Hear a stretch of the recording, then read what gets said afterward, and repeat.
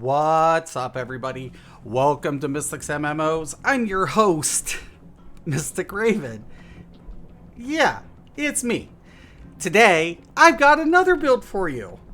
And this is a Magicka Necromancer that I have dubbed Necromonger.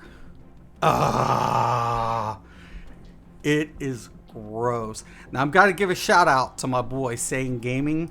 You guys better go check him out, because he gave me a tip on Necromancer, and I gotta say, thanks, Sane.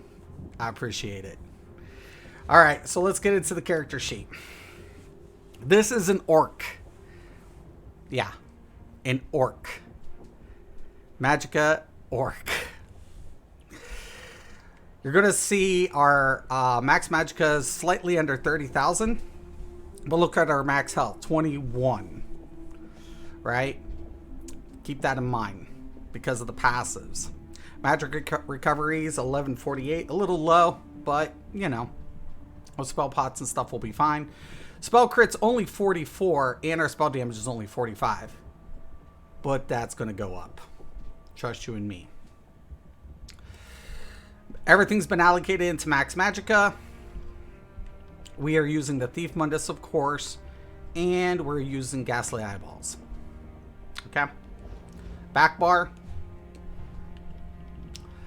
We're going to even have a lower crit. Don't worry, it'll be fine. And you're going to see max Magicka once again, slightly under 30. Magic recovery, 1148. Okay. Now, it's kind of interesting. Let's get into the sets here, shall we? You're going to want Skaven's daggers. Precise, both of them. One flame on the one hand, and then a Magicka recovery on the second for a heavy attack. So you're going to get a little bit of a recovery if you do a heavy attack every other rotation. So it'll help, along with spell pots and synergies. It'll help sustain that. But you definitely want the flame on the one. So, you're going to want the Maelstrom Lightning Staff. It does not need to be perfected, though perfected would be a boon with the Necromancer because of that penetration, but it's not a necessity. You want this infused with spell and weapon damage. Okay, you're going to want to go at Damahas. Damahas is really great on so many DPS builds. I use it for majority of my DPS builds except 2 builds. And with this build, you're not going to want Slime Crawl or Kilt. I repeat, you're not going to want it. And I'll explain that in a minute. So we have Damahas. This is, believe it or not, this is the only time I have calculated this to precision. Literally. Typically, I always go 1 infused, but given that the fact I'm an orc, I didn't need to go infused health. Like I said, you can't build them all the same. And this remains true. But this allowed me to go with all divine, given the fact that I'm using, believe it or not, 5. Count them. 5 medium on a mag tune. Yeah, I didn't stutter. So, we're going to have a medium head, divine, max Magicka. Our second set is going to be Succession. Thanks, Sam. You get this in Maelstrom. You don't, once again, you don't have to do that. You can farm this up on normal, but you want the chest, legs. You just want 2 body pieces and jewelry. Pretty much. It's going to give us max Magicka. It's going to give us spell damage. It's going to give us max Magicka again. But here's the kicker. When you deal flame, shock, or frost damage, you gain 492 weapon and spell damage for flame, shock, or frost for 4 seconds. Each effect is picked randomly, and the effect that is already active cannot refresh. Really nice on the Necro, given the fact that it does all 3 elemental damages. Yeah, it's good. Oh, it's good. It's really good. So once again, divine max Magicka, medium Damahas shoulders, divine max Magicka, Skaven's belt, divine max Magicka, Succession gloves, divine max Magicka, Skaven's pants, divine, into Scovin's boots. So as long as you get 2 pieces of succession and the jewelry, you're good. You want all the jewelry of succession. All of them. 2 infused, 1 bloodthirsty. All spell damage. Why? Because that's what the Necro lacks. You see what I'm saying?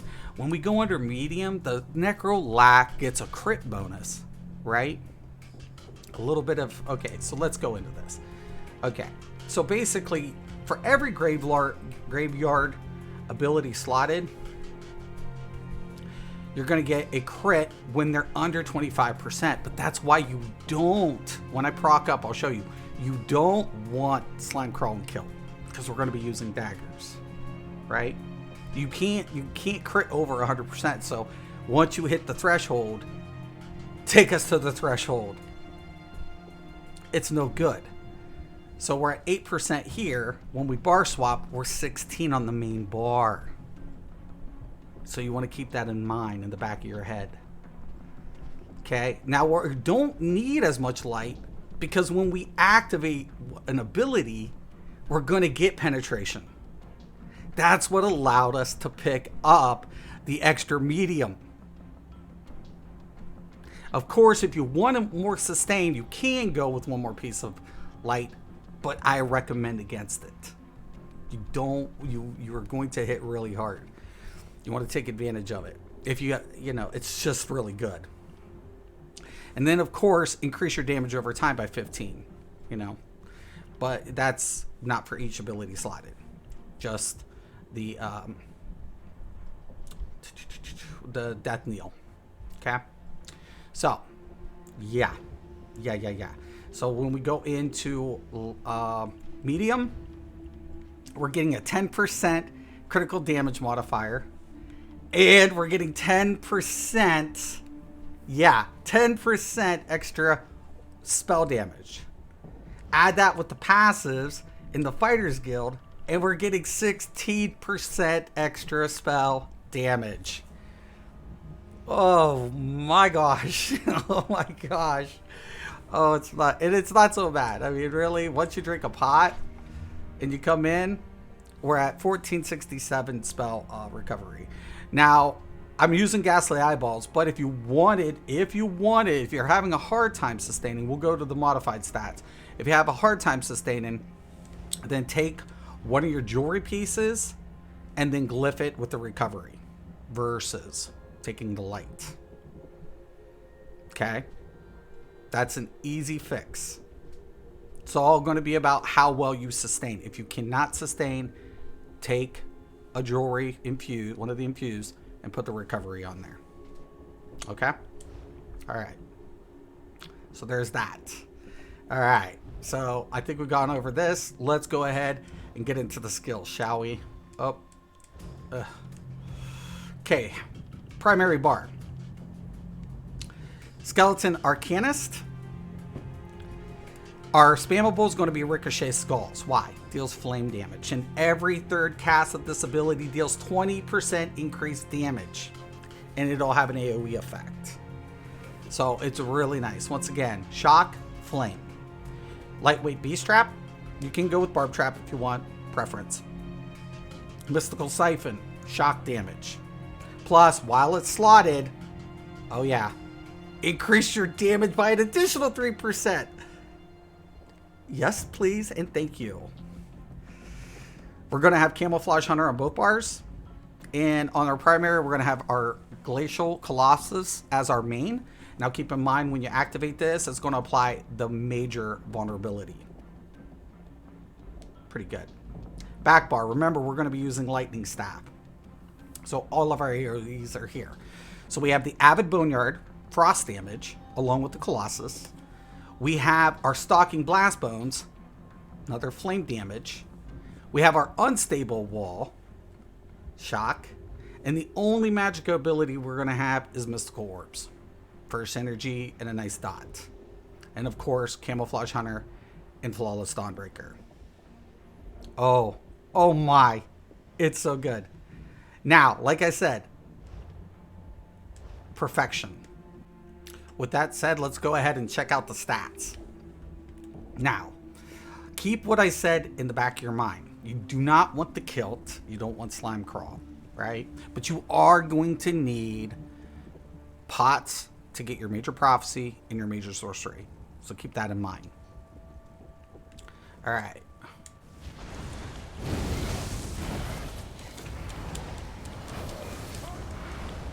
Now, when we come back in, our recovery is going to be at 19, and you're going to see 7,400 spell damage with 70% crit. Now, I typically never go all divine. Why? Because I know numbers. But with this build, I was able to do it and get the even number perfect with the 70 and the 74, and we maximize. We put it down. Our penetration's over 5.5, and that's how we do it. When we go to the back bar, now we're at 5.2.